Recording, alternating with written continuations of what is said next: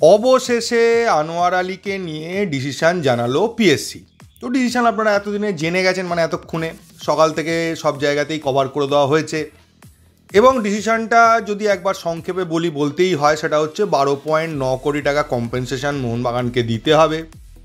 আনোয়ার আলী 4 মাসের জন্য domestic tournament থেকে বা ডোমেস্টিক ফুটবল থেকে ব্যান হলো। ইস্টবেঙ্গল এবং দিল্লি এফসি দুটো ট্রান্সফার সিজন ব্যান খেল। এইটা হচ্ছে ডিসিশান। তো এই ডিসিশান নিয়ে চ্যালেঞ্জ হবে, এটা তো সব জায়গায় বলা হচ্ছে, আর নতুন করে আমি কি বলবো। তবে হ্যাঁ, অনেকেই এই কথাটা বলছেন বারবার যে ফিফাতে চলে যাবে, ফিফাতে গিয়ে এটাকে চেঞ্জ করে নেবে। দেখুন, ফিফাতে যাওয়ার অপশান নেই। ফার্স্ট যেটা হবে যে একটা ডিসিশান হয়েছে, মানে আপনি লোয়ার কোর্টে একটা ডিসিশান পেলেন আপনার জেলা কোর্টে, সেখান থেকে আপনি ডাইরেক্ট সুপ্রিম কোর্টে যেতে পারেন না। তো আপনাকে কি করতে হবে, প্রথমে হাইকোর্টে যেতে হবে।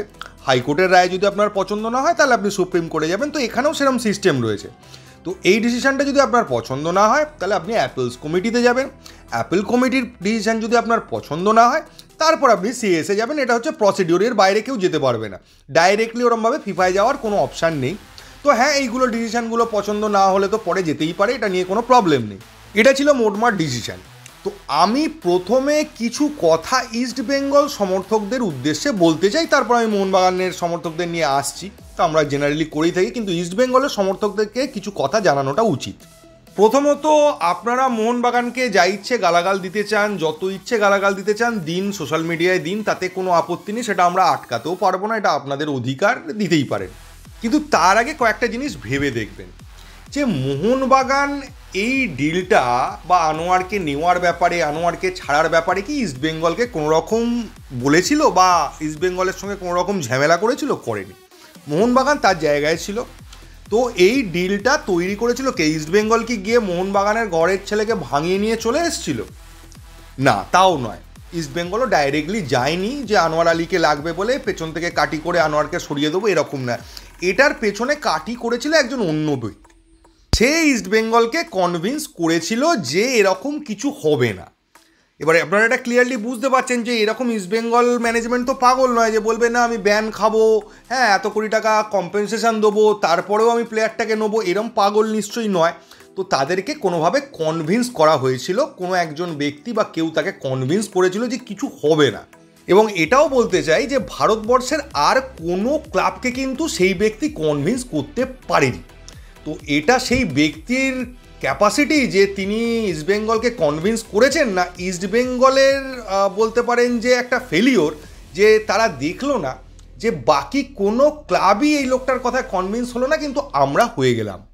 এমনকি এতটা লেভেলেরই কনভিন্স যে যতই কম্পেনসেশন হোক সেটা আমরা দিয়ে দেবো, নিজেদের মধ্যে ভাগ করে নেবো, এরকম একটা জায়গায় তারা চলে গেল, এরকম চুক্তি সাইন করে ফেললো। তার মানে কতটা কনভিন্স করেছে যে ইস্টবেঙ্গলের মনে হয়েছে যে কয়েক লাখ টাকা বা 1-2 কোটি টাকার মধ্যে ব্যাপারটা মিটে যাবে। এবং কিছু ইস্টবেঙ্গল সমর্থক যারা টুইট করে তারা কনফিডেন্টলি, সেই বুক ঠুকে বলার মতো কনফিডেন্টলি, আমার সঙ্গেও চ্যালেঞ্জ হয়েছে, তারা বলেছে যে কয়েক লাখ টাকা মাত্র দিতে হবে ইস্টবেঙ্গলকে, এটা দেওয়াটা কোনো ব্যাপারই নয়। তার মানে এই যে সমর্থক যারা ইস্টবেঙ্গলের হয়ে প্রচার করছে তারা ডেফিনেটলি মানে কনফিডেন্টলি ভুল বলছে। তো এটাও একটা বিশাল বড় ক্রেডিট। আপনি ভুল বলতে পারেন, অজান্তে অনেকেই ভুল বলে, অনেক ভুল অনেক অজান্তে করে ফেলে, কিন্তু আপনি জেনে শুনে বা কনফিডেন্টলি, জেনে শুনে বলাটা ভুল হবে, কনফিডেন্টলি ভুল বলছেন, মানে সূর্য পশ্চিম দিকেই ওঠে, আমি 100% শিওর। তো সেই রকম বক্তব্যটা কিছু ইস্টবেঙ্গল সমর্থকরা রেখেছিল এই ডিসিশনটা আসার আগে পর্যন্ত। আবার এই ধরনের ব্যক্তির হাজার হাজার ফলোয়ার, মানে ম্যাক্সিমাম ইস্টবেঙ্গল সাপোর্টার। তাহলে আমি আর কি বলবো, ইস্টবেঙ্গল সাপোর্টারদের নিজেদের এই জায়গাটা একটু ভেবে দেখা উচিত। আমি নৈতিক অনৈতিক ঠিক ভুল কিছুতেই যাচ্ছি না, শুধু একটা পয়েন্ট যে একজন কেউ যে ভারতবর্ষের কোনো ক্লাবকে কনভিন্স করতে পারলো না, একমাত্র ইস্টবেঙ্গলকে করতে পারলো, এবং ইস্টবেঙ্গল ম্যানেজমেন্ট এটা ভেবে নিল যে বাকি সমস্ত ক্লাব বোকা আর আমরা হলাম চালাক, তাই আমরা বুঝে গেছি ব্যাপারটা, আর বাকি ক্লাবেরা বোকা, তাদের কোনো সেন্স নেই, তাই জন্য তারা এই অফারটা নিল না। তো এই ভাবনা চিন্তাটাই আমি কি বলবো, এটা ইস্টবেঙ্গল সমর্থকরা বলেন, মোহনবাগান সমর্থকদের এতে বলার কোনো জায়গাই নেই। আর অনেকে বলতে পারেন ইস্টবেঙ্গল সমর্থকরা যে খেলা এখনও অনেক কিছু বাকি আছে, অনেক কিছু হবে। তো আমি তাদেরকে বলবো যে হ্যাঁ, খেলা হয়তো হতে পারে, অনেক কিছুই হবে এখন, এরপরে অ্যাপিল হবে, অনেক দূর জিনিসটা গড়াবে, কিন্তু একটা প্লেয়ারকে নিলে কি টিম চ্যাম্পিয়ন হয়ে যাবে? আর যদি না হয় তাহলে শুধু শুধু এই হ্যারাসমেন্টটা নেওয়ার কি প্রয়োজন ছিল? এবার যদি চলে আসি ডিসিশন যেটা হয়েছে, এক্ষেত্রে কিন্তু ডিসিশনটা এক্সেপশনাল লেভেলের ডিসিশন হয়েছে, কারণ কেসটাও এক্সেপশনাল ছিল। পিএসসি শুধু কিন্তু ভার্ডিক্ট দেয়নি, পিএসসি কিসের বেসিসে ভার্ডিক্টটা দিচ্ছে, কোন ধারায়, কেন, সেটাও এক্সপ্লেন করেছে। এবার মোহনবাগান সমর্থকদের যে প্রশ্নটা আসবে, তাহলে কি এই অর্ডারটা আবার ফার্দার চেঞ্জ হতে পারে? তো হ্যাঁ, হতে পারে, অস্বাভাবিক কিছু নয়, অর্ডারটা চেঞ্জ হতে পারে, কিন্তু কি চেঞ্জ হতে পারে? দেখুন, আনোয়ার আলী যে ডিলটা ভেঙেছে সেটা আনজাস্ট, পিএসসি বলেই দিয়েছিল, ফলে শাস্তি তাকে পেতেই হতো। এবারে নেক্সট প্রশ্ন, ব্যান কি উঠতে পারে? হ্যাঁ, উঠতে পারে, যদি কোনোভাবে ইস্টবেঙ্গল এবং বাকি আনোয়ার আলীর উকিল বা দিল্লি এফসির যে আইনজীবী, তারা যদি মিলেমিশে এরকমভাবে কোনোভাবে প্রমাণ করতে পারে যে টার্মিনেশনটা জাস্ট হয়েছিল, যেটা অলরেডি পিএসসি কিন্তু আনজাস্ট বলে দিয়েছে, আনজাস্ট মানে তাকে শাস্তি পেতেই হবে, তো মিনিমাম শাস্তি যেটা আছে সেটাই দিয়েছে। তো আপনাকে এটাকে জাস্ট প্রমাণ করতে হবে যে আনোয়ার ঠিক করে যে কন্ট্রাক্টটা ভেঙে, তো সেটা প্রমাণ করতে পারলে হয়তো আনোয়ার আলীর ব্যানটা উঠতে পারে। এখানে আনজাস্টকে জাস্ট কীভাবে প্রমাণ করা যেতে পারে, যেটা ইস্টবেঙ্গলের তরফ থেকে বা আনোয়ারের তরফ থেকে বা দিল্লি এফসির তরফ থেকে বলা হচ্ছে যে চুক্তিটা, প্রথমেই যে চুক্তিটা হয়েছিল মোহনবাগানের সাথে, সেই চুক্তিটাই আনজাস্ট ছিল, সেই চুক্তিটা ঠিক ছিল না। আচ্ছা, আমি ধরে নিলাম তর্কের খাতিরে সেই চুক্তিটা ঠিক ছিল না, এবং ফিফাতে গেলে আপনারা যেটা ভাবছেন যে তারাও বললো যে না, চুক্তিটা ঠিকঠাক ছিল না। ঠিক আছে, চুক্তি ঠিকঠাক ছিল না, সেক্ষেত্রে কারা চুক্তি করেছে? মোহনবাগান করেছে, দিল্লি এফসি করেছে, এআইএফএফ করেছে। তারা এটার মধ্যে পার্টি রয়েছে যে তারা এই ভুলটা করেছে, তাহলে দিল্লি এফসি সেখান থেকে বেরোতে পারছে না, তারাও তার মানে সেটা ভুল করেছে। 1 বছর চুক্তিটাকে তারা কন্টিনিউ করেছে, তার আগে কোনো অ্যাপিলও তারা করেনি। নেক্সট বিষয় হলো, এই চুক্তিটা জাস্টিফাইড না আনজাস্টিফাইড, সেই চুক্তিটা প্রমাণ করার জন্য দিল্লি এফসিকে কোথাও একটা অ্যাপিল করতে হতো। সেই অ্যাপিলের ডিসিশান যদি আসতো যে না, চুক্তিটা ঠিক নয়, তারপর সেই চুক্তিটা ভাঙতে পারতো, কিন্তু কোথাও অ্যাপিল না করে নিজের মন মর্জি অনুযায়ী আমার মনে হয়েছে চুক্তিটা ঠিক নয়, তাই আমি চুক্তি ভেঙে বেরিয়ে এলাম, এটা কিন্তু পৃথিবীর ইতিহাসে কোথাও কোনোদিন করা যায় না।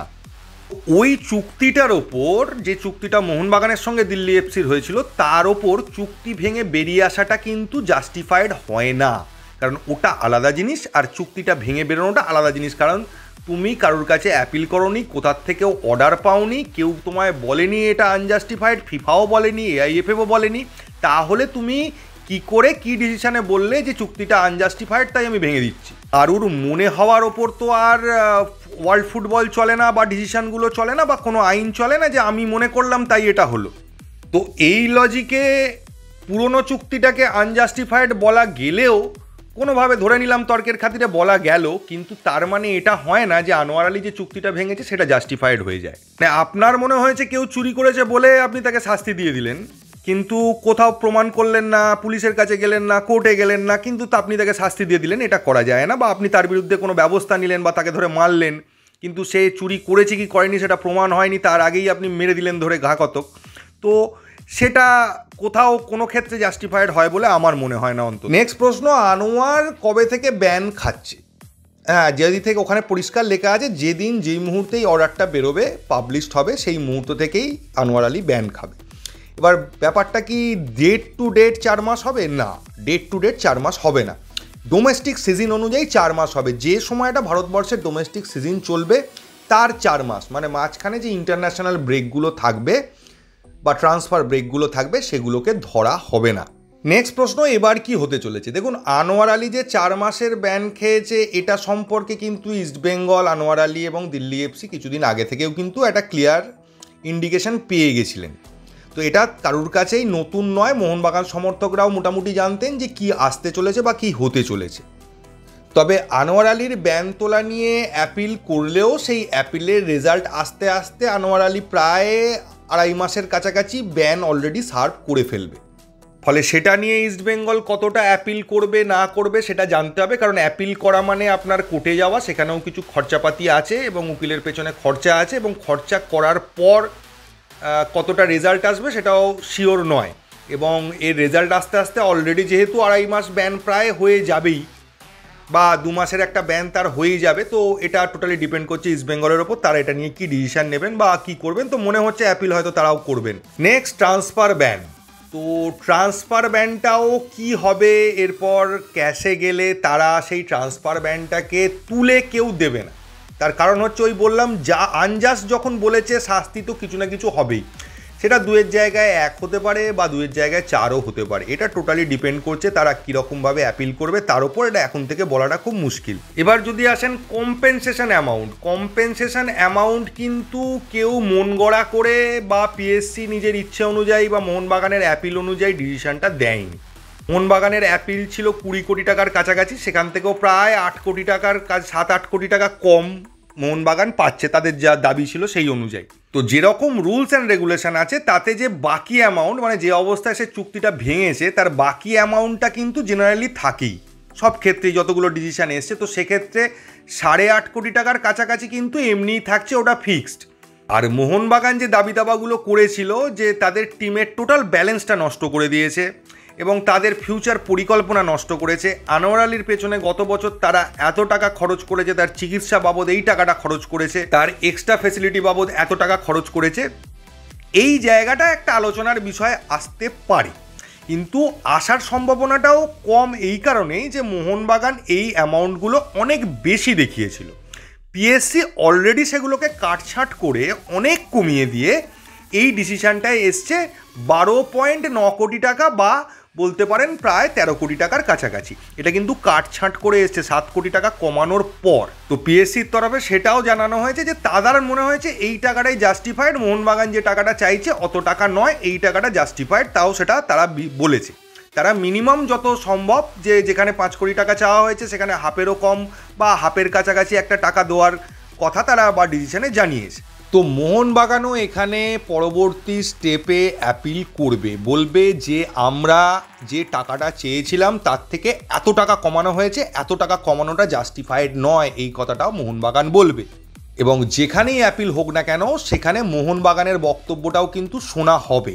মোহনবাগান অলরেডি বলবে যে আমাকে কম অ্যামাউন্ট দেওয়া হচ্ছে, যে অ্যামাউন্ট আমি চাইছি বা যেটা অ্যাকচুয়াল সেটা তারা দিচ্ছে না, এবং সেটা ডিসিশানটা আমি মানছি না যে এতটা কম অ্যামাউন্ট হচ্ছে। তো মোহনবাগানের বক্তব্য তো তাদেরকে শুনতে হবে যেখানে অ্যাপিল করা হবে।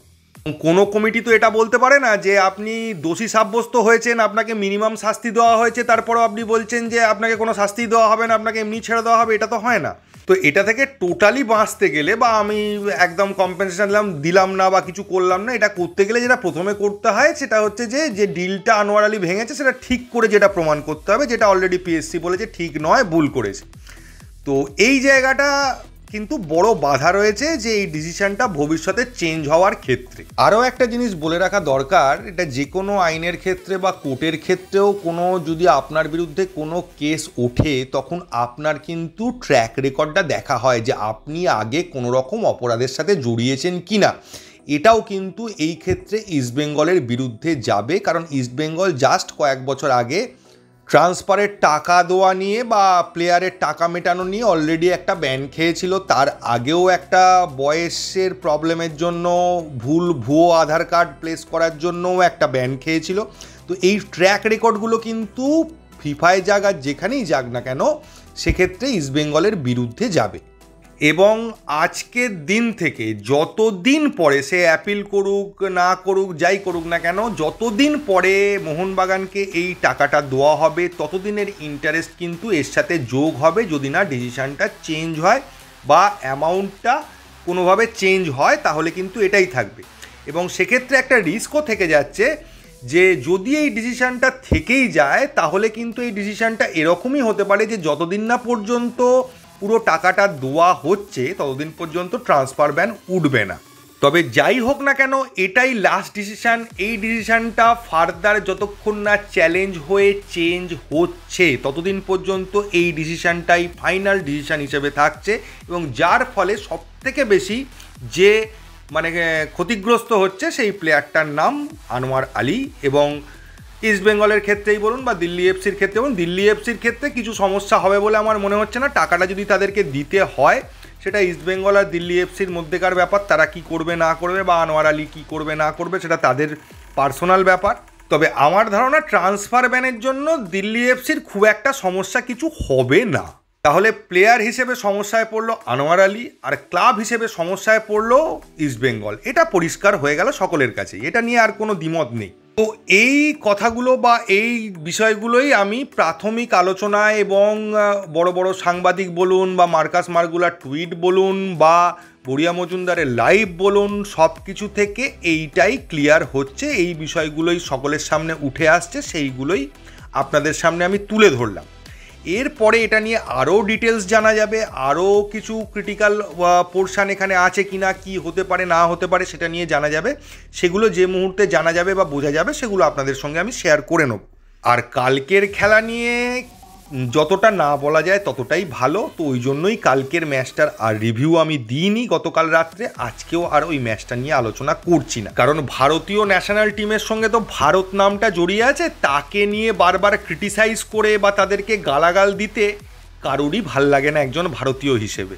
তো ভিডিওটা একটু বড় হয়ে গেল, তো এই ভিডিওতে এইটুকু। যদি ভিডিওটা ভালো লাগে প্লিজ চ্যানেলটাকে সাবস্ক্রাইব করবেন। থ্যাংক ইউ, ধন্যবাদ, এবং জাস্টিস ফর আরজিকর এবং জয় মোহনবাগান।